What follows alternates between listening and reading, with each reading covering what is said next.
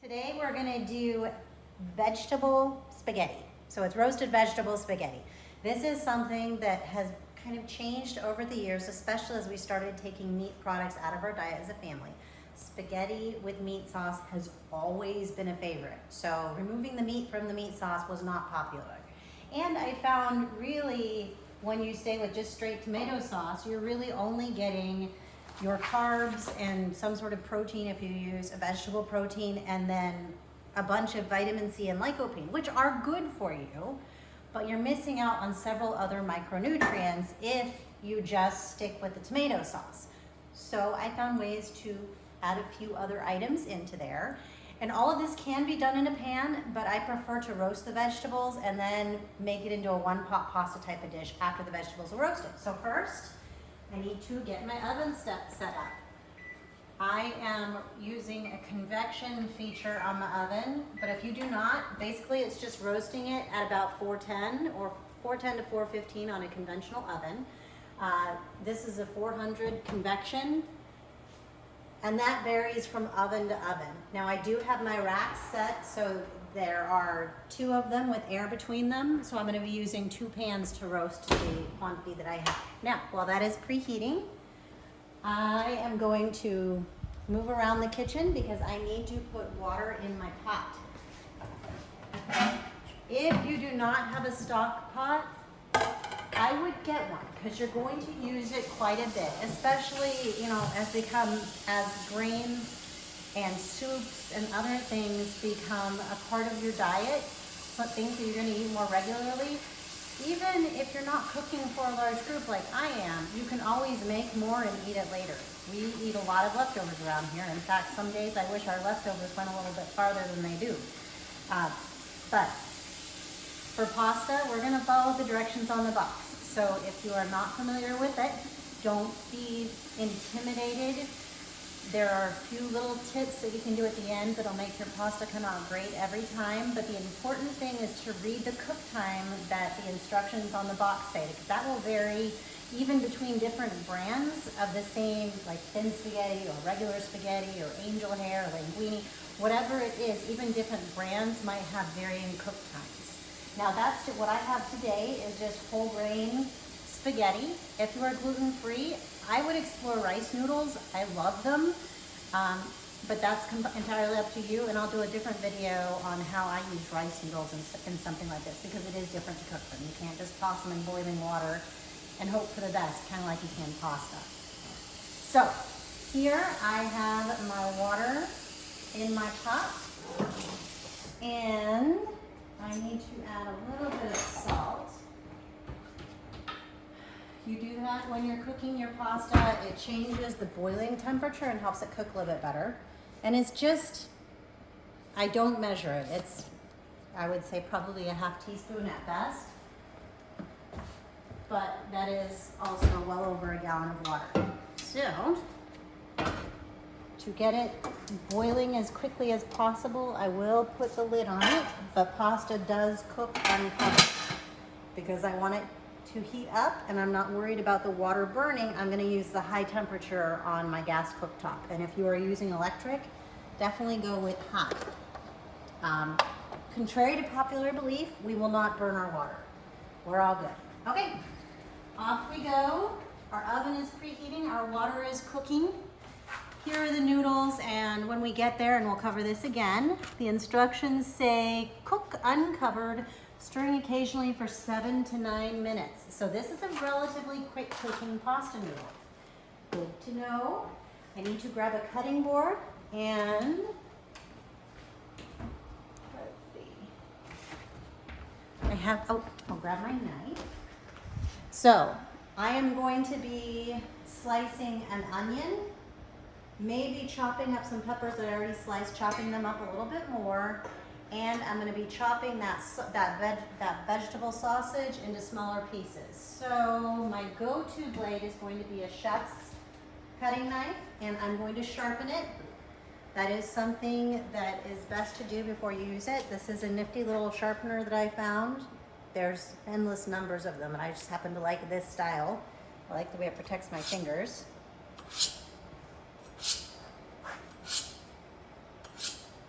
And off we go.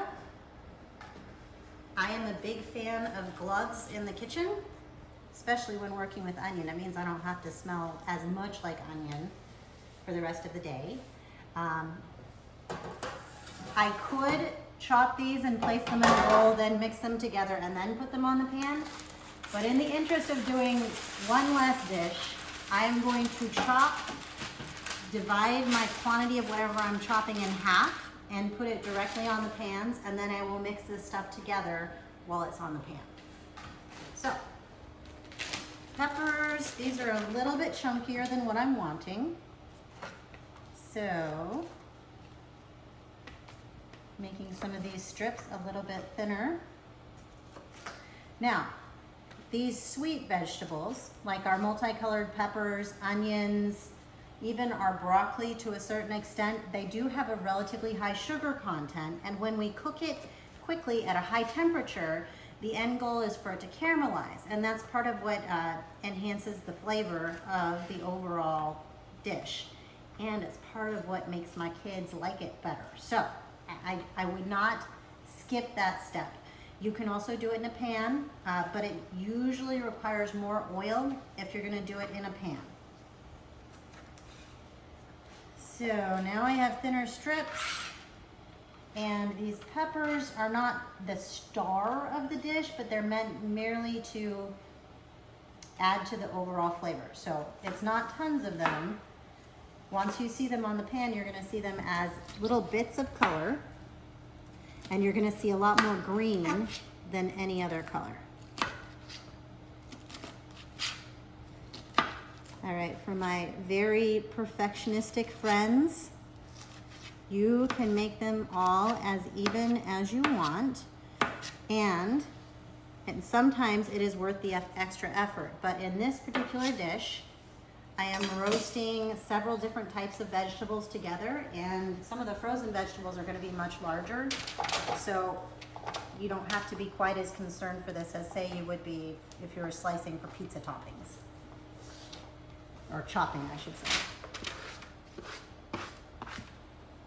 All right, did that, and now, hey, frozen vegetables, don't be afraid of them. They're less expensive oftentimes, and they're available year-round. And here I found some green beans. I think I'd thrown part of the bag maybe into a soup or something, but we'll put the rest of them in this, and it's good. What do we have for these?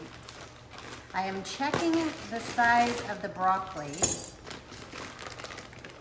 because sometimes that should be, actually these are pretty good. Sometimes, I don't know if you've noticed it, and it can even be from the same manufacturer, you'll open a bag of broccoli, and it's like they put the entire head in a bag and maybe cut it in half and say, here you go. And those are a little bit too big. They will just never, ever, ever roast, at least not before the rest of your dinner burns to a crisp. All right. And they can still be frozen. You're putting it into a 400-degree oven. There is time. So we have left the onion and the sausage.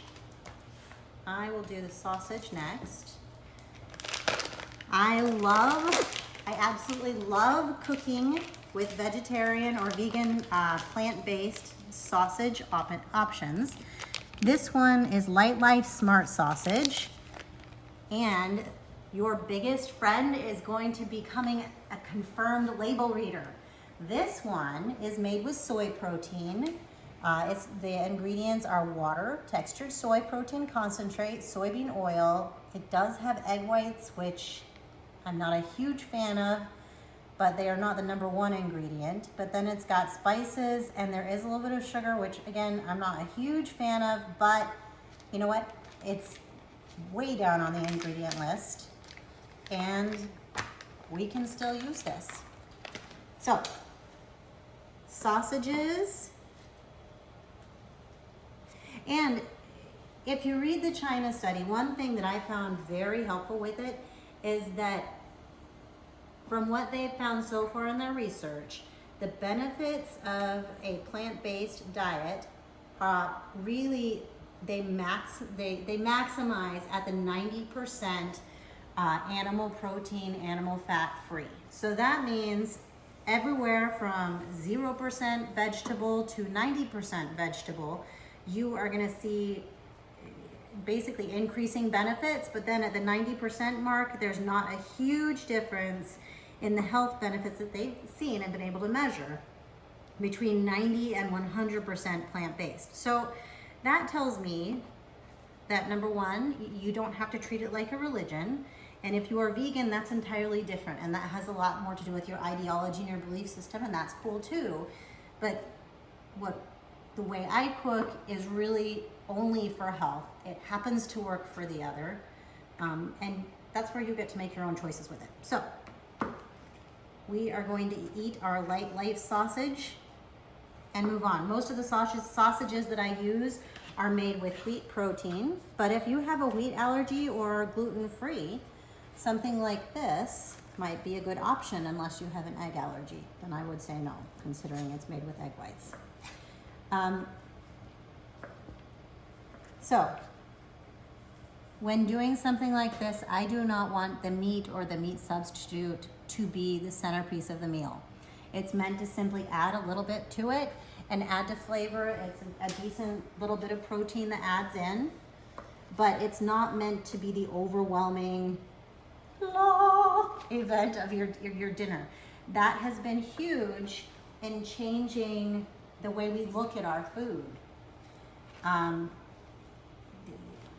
We no longer are expecting some sort of meat centerpiece in every meal, and it makes it so much easier to eat all the vegetables.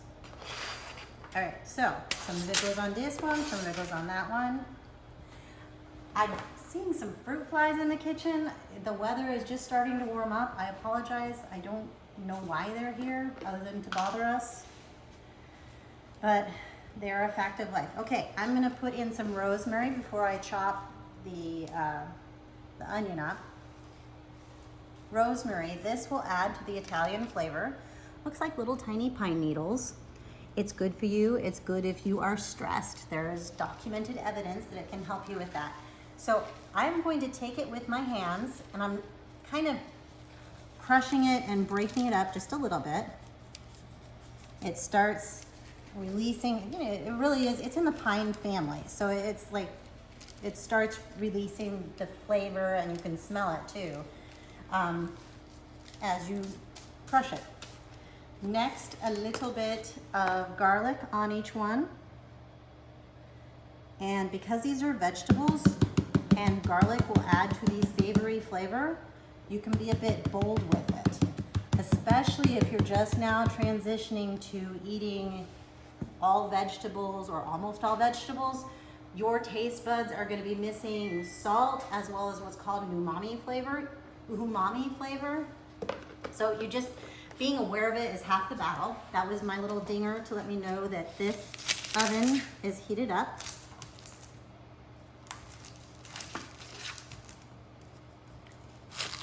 And I'm going to end up putting roughly half the onion in each one. You do not have to use fresh onion if you don't have it. Dehydrated onion will work just fine, and I will do some other recipes soon where I rehydrate onion and then put it in. You can, cook with it, roast it. Doesn't really matter too much what you're gonna do with it. You just simply rehydrate it and put it in, unless you're doing, something like a soup or a sauce, and then you just put it in.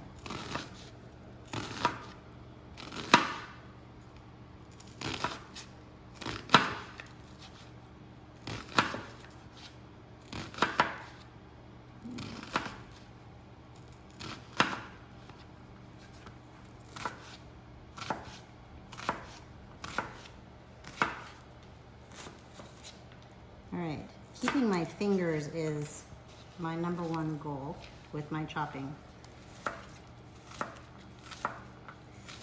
And I want it small, but it does not have to be minced. The more surface area you have exposed to the high temperature, the more this onion will caramelize, and that is our end goal. So I'm gonna dump half the onion, then chop the other half.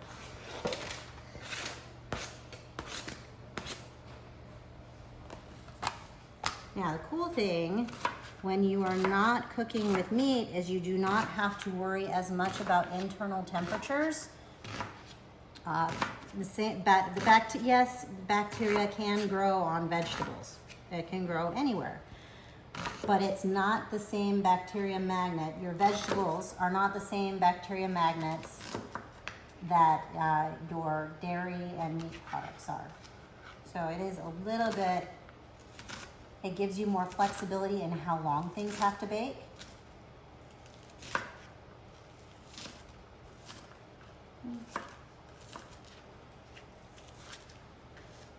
There we go.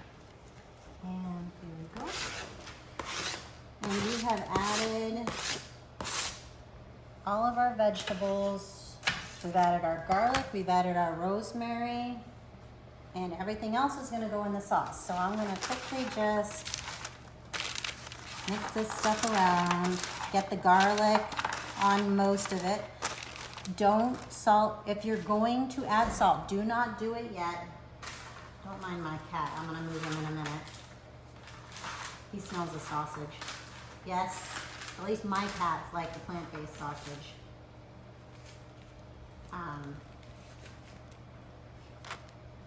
They do really like it.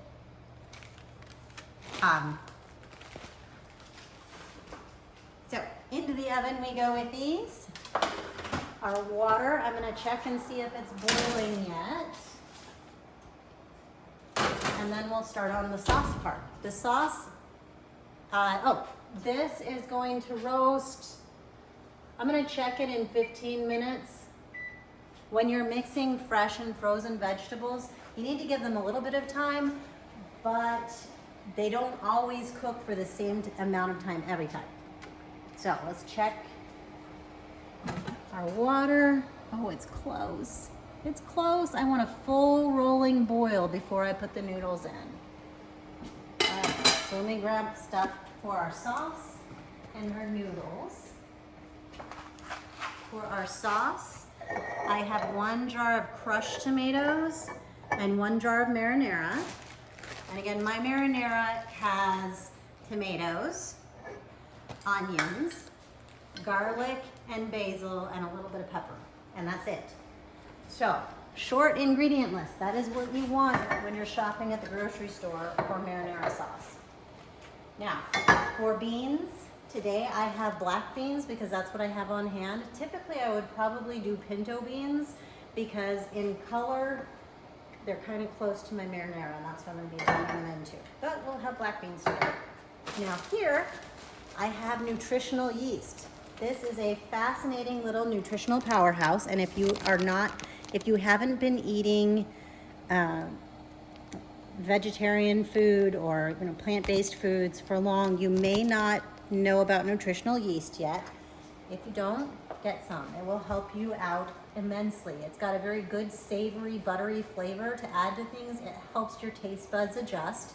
It's an excellent source of fiber and of protein, and it also has several trace minerals, even in an unfortified form, which is what this is. The Bragg's brand, which you can get at the grocery store, is fortified, so it has even more B12, B6, folic acid. But even the unfortified one here in a 1/4 cup, which I would say I probably have about half of that when I normally have a serving, but it's 60% of your daily allowance of folic acid. That's high, that's really good. It's a nutritious little food. Now, this is the same yeast that I use in bread. However, in the manufacturing process, it is killed before it gets to me. So it's the same animal, but it's a different product. Now, baking yeast, which is, and it's a little animal, or a little creature, yeast, it's the same one that's used in bread making, but my bread making yeast is still considered a live organism, and so it lives in my fridge until I wake it up with water and sugar. All right. So, noodles to the side for the moment. I have several tools out because the end goal is to take this sauce and puree in my beans as well as nutritional yeast. If you have a food processor, pull it out. If you don't, but you have one of these cool stick blenders, smart stick thingies, get it out. We can use that. Or if you have a blender, we can also use that. Any of these tools will work. Let me check on my water, and I have, that's just water right there for something different. But are we boiling yet? I say no. And let there be light. Lots of bubbles, but we are not actively rolling boil yet. So for this particular project, I am going to get out my food processor because for most people, this is a Vitamix blender. It has an extremely powerful motor, and most people tend to have a Ninja level motor and lower, and the beans can sometimes be a little bit hard on it. But if you have a Ninja, please use it. If you use it enough to wear it out, I would consider that money well spent, right? If you just end up getting rid of it because it sits in a cabinet for 10 years, that's a very sad thing. I say if you've got it, use it. If you've got multiple, you can try one time and then a different one the other. It's up to you. So we're gonna start with this one, the food processor. This is a base model Hamilton Beach. I got it at Walmart. It's not, it's an affordable option. I have gone to several affordable options in my small kitchen appliances because I wear things out. Like I had, oh yes, I'm gonna go ahead and open my jars. If you have any home canned goods, sometimes they can be a trick to open. You follow, really, you do not belong here, sir. Come on, that way. Okay, so you follow your ring to its highest point where it's closest to your lid. You're gonna take a knife, a butter knife, and wiggle it in until you can break the seal. Please keep your fingers out of the way. And sometimes it can attack you like that. I apologize. So here are my crushed tomatoes. These are, when I canned them, all I did was I used my Vitamix blender, so they are chunkier. But I also do not cook them down as long as I do, say, for marinara or tomato paste. So there is more liquid in it. But you see how thin that is? That makes for a very sad sauce if you're just, doing your spaghetti with that. So, next, I'm gonna do half this jar of beans because if I did both jars of my marinara and my beans all together in this, it would overwhelm it, it'd be too much. So roughly half is going in. The beans, I put them in for additional carbohydrate. Beans are good supplies of starch, which is your body's really its preferred long burning fuel, as well as protein and fiber, as well as several trace minerals. The beans, eat them. They are so good for you. Black beans are one of my favorites, but again, we go through a lot of pinto beans and lentils. And for these recipes, like if you don't have black beans, but you have kidney beans, use kidney beans. If you don't have garbanzo beans, black beans, white beans, or green beans, but you have lentils, use lentils. Really, it'll work, I promise. So, next, we have the Nutritional Yeast. Okay, you can see it flaking out all over me a bit, but I'm gonna add a 1/4 cup in each batch. A heaping 1/4 cup. So in we go. And again, the goal here is to get a nice thick marinara sauce to mix with everything. I feel like that water is gonna boil really soon, but let's see what we got here. I'm using the pulse on this. If I were doing, you can also use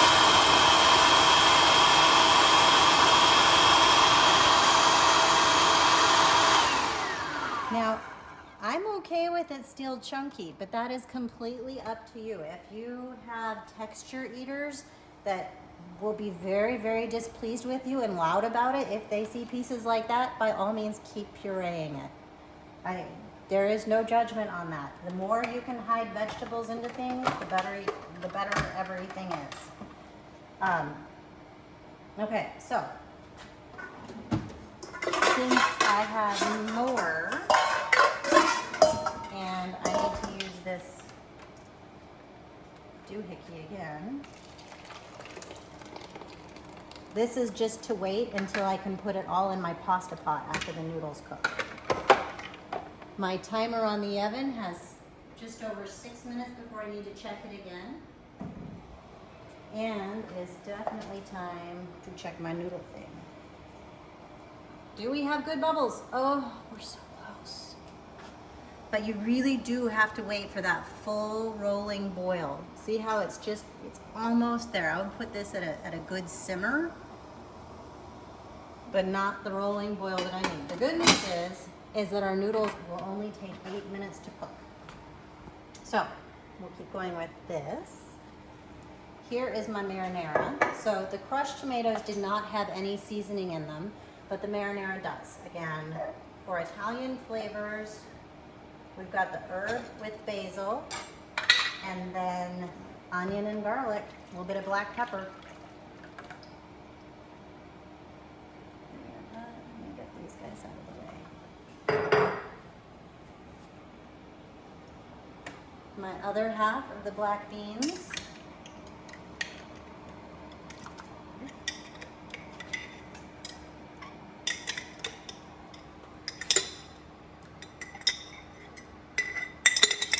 Now, if you want, you can grab out, a soft scraping spatula and go for every bit of the, I believe it's called aquafaba or bean or starch water in there.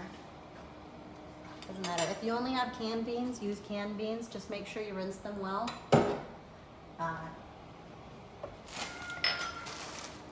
I soak and cook mine myself, and I'll can them sometimes as well. Here's my other 1/4 cup of the nutritional yeast going in this half, and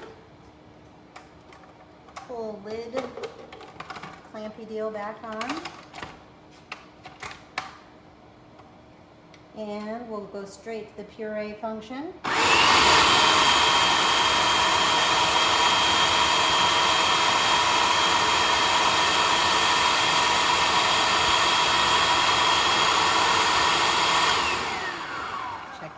Do you see the steam? The steam is promising. There it is! Hooray! It's the full rolling boil. Alright, next step, I break my pasta. If I'm doing something like spaghetti, I break it up, and I think that's a preference thing. It also comes from having little kids around for so many years. And also, I'm just now getting back into the habit of actually cooking spaghetti noodles versus ziti or penne or, little bow ties. Keep in mind, the difference in these pasta noodles is in what shape they're cut into. It's the same flour. The only difference is if you're using whole grain or the bleached grain. That's the only difference between ziti and fettuccine and linguine. It's all in the shape and thickness of your pasta. Now, there are particular sauces that are best known with different types of noodles, but the noodles, it's all flour. It's like what you make dumplings out of if you're into Asian cooking. It's funny how non-mysterious some of these things become once you try and figure out how to make them yourself. You're like, really, it's the same thing. I always thought it was so exotic, but no. If you look at your ingredients here, whole durum wheat flour. Really, that is all that is in here, because in order to preserve these noodles to ship them, they take all the water out. So basically they took flour, got it wet, let it rest, Then it got rolled and cut into these shapes. With this one, it's done by machine, but people still hand cut their pasta. And then in order to preserve it, they went and dehydrated it again. So you're left with flour. All right, for this, we now need to set a timer for 8 minutes because it said 7 to 9. There we go. So my timer on this oven is running. Now, if you see, you'll see if you'll peek in there that all of the noodles are sticking to the bottom. I'm just gonna give them a bother with the strainer slotted spoon.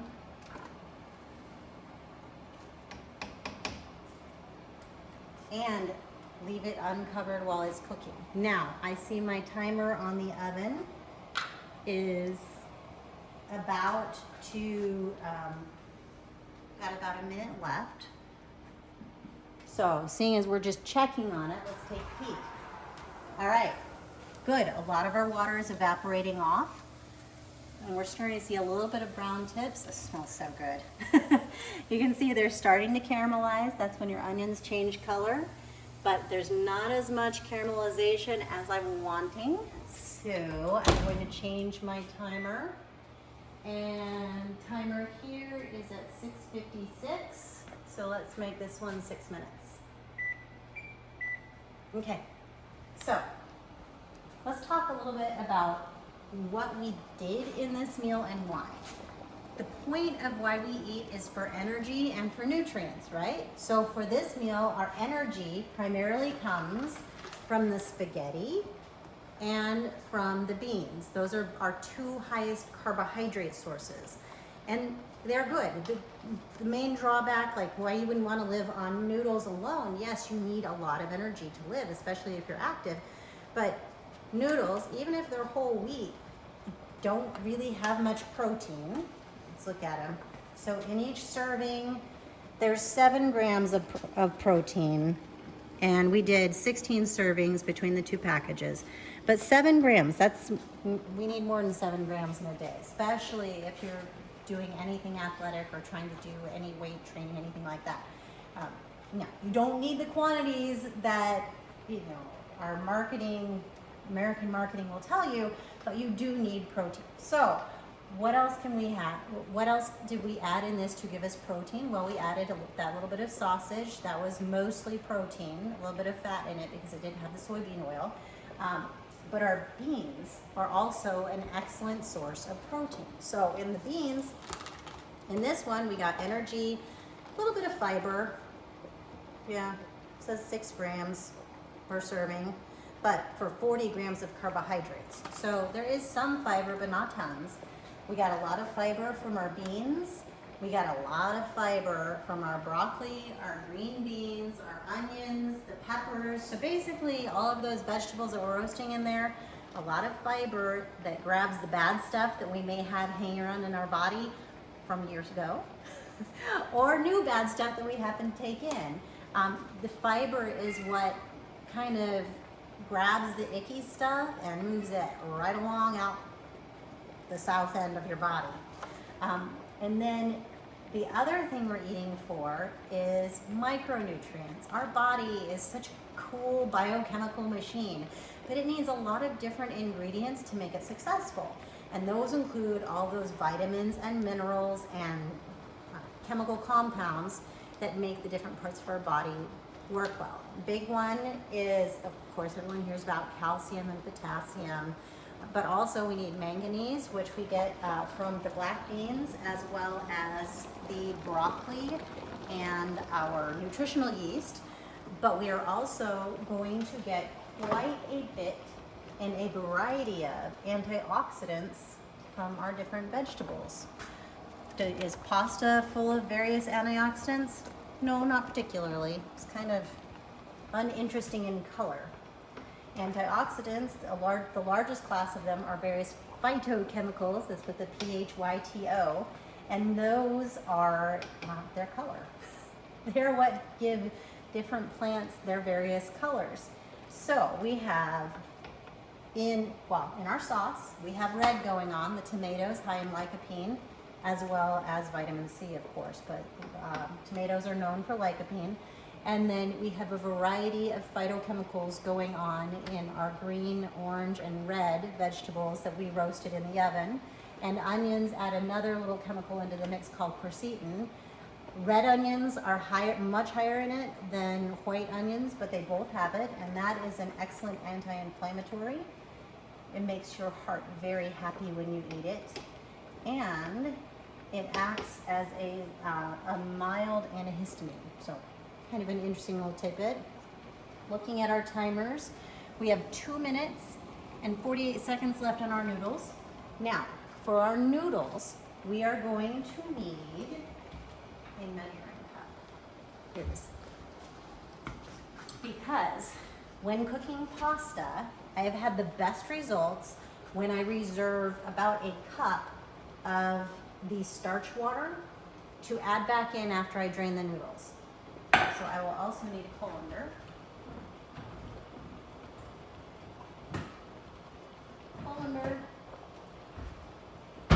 And we're gonna have to do it over all my dishes.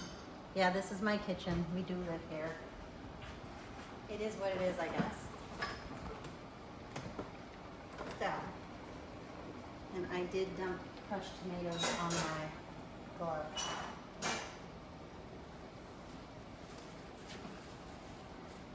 And yeah, so I'm at 1 minute on my vegetables. Let me see what they look like. All right, that's what I'm talking about. Okay, I'm gonna go ahead. See how we have nice brown edges, but nothing looks like burnt to a crisp yet? This is good stuff, and it smells amazing. You're gonna be so excited when you do this. All right, I'm gonna turn the timer off, and I'm gonna turn the oven off, which means it will not continue heating it, but it's still really hot in there, so it will continue to cook to a certain extent. And it's just gonna stay in there until after I'm done draining the pasta, because, yep, I have 1 minute left on my noodles. And look at those guys. They're looking good. All right, I'm gonna go ahead and scoop out, okay. Be very careful when dealing with boiling water in 400-degree ovens.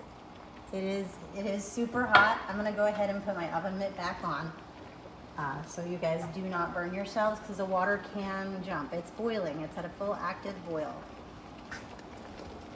All right, so there we go. It's a little bit over a cup, but that's all right. It doesn't, that particular measure does not have to be exact. So when we're gonna drain all of the starch water out of our noodles, I do not rinse them. I have the best results when I do not. After I drain them, I'm gonna put them back in this pot, and then I'm gonna add this starch water back in. It kind of re-glosses the noodles and helps prevent them from sticking together. And I like the results when I do it. Tried several different ways, and I liked that. And the kids liked it, which that was important, trust me. So right now I'm pouring off the water. If you dump everything at the same time,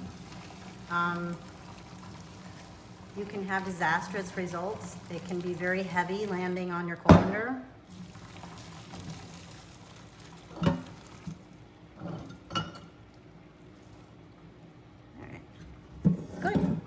And I do not have to go and grab my straggler noodles out. You can see I have a few stragglers in the pot. That's all right, because guess what? All of that's going right back in. So this is gonna be almost one pot. Now, if you really want to, you are more than welcome to, see, there's my starch water going back in. And this next step is optional. I'm going to add in a little bit of olive oil. That also helps the noodles to maintain their texture, but and we like the flavor, but you do not have to add this.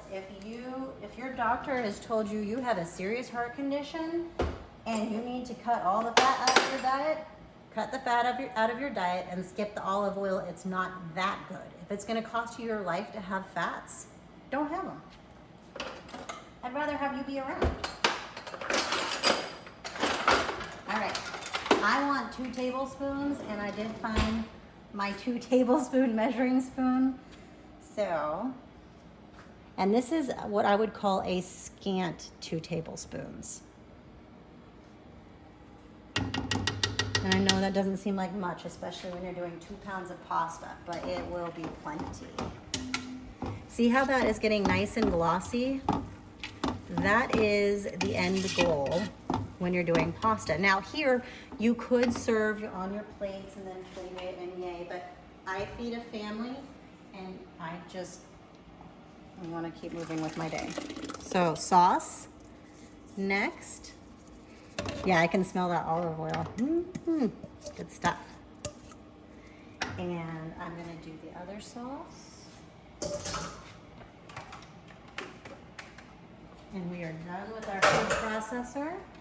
Next, we are going to get our veggies out and start folding them in. And then this is gonna be ready to serve. So it looks a little bit, like saucy. That's because we don't have the vegetables yet. And if you do not like it super saucy, don't add as much tomato sauce or marinara sauce. That is up to you. It is your prerogative. Okay, next, veggie tray number 1. I'm gonna grab a scooping spatula. Where is it?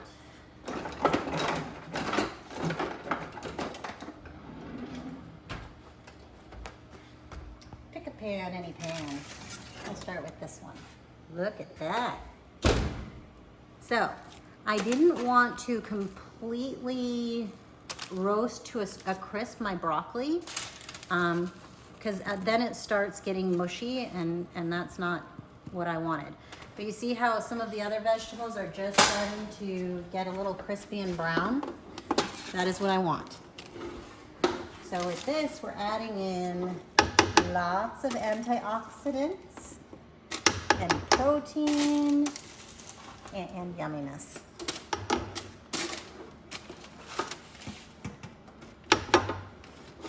Yeah.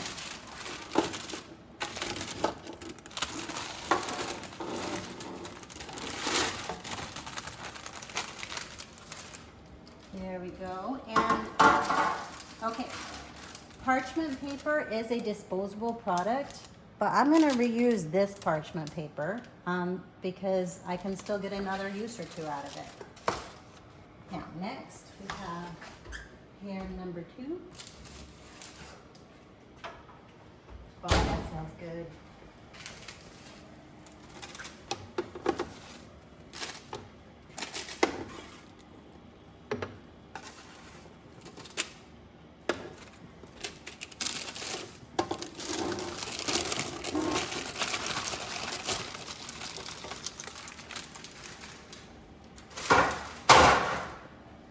A broccoli.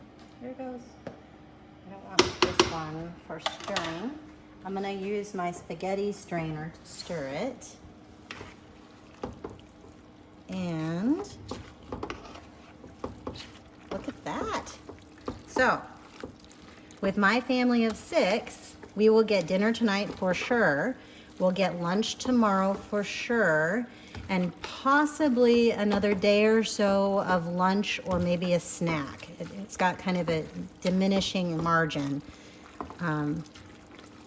But this is a crowd pleaser. If you are feeding someone who is reluctantly adding vegetables to their diet, this is a very palatable way to do it, and it's a very powerful way to do it because it's got such a variety of nutrients in it, good energy source, extremely low in fat, and you can mix and match the vegetables to a certain extent. If you have big fungus eaters in your house, add some mushrooms. They'd be so good. If you like mushrooms. If you have someone that's allergic to mushrooms or simply does not like mushrooms, don't add them in. No one's making you do it. You have options.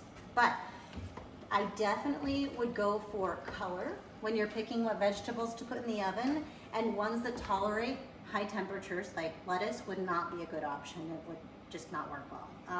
But you could, if you have kale on hand, you could put that in and roast it as well. Or you could add it at this last minute point when it's ready for serving. Now, can you see the steam coming off of here? This is why I did not cook the pasta sauce separately.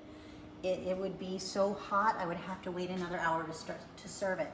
As this is, I have about 5 minutes to get my kids to come to the table and get out some silverware, and then another 2 minutes of actually putting it on the plates, and we're good to go. So here you have my version of roasted vegetable spaghetti. Brina, this one was at your request, so thank you. And I'm gonna say bon appetit, enjoy.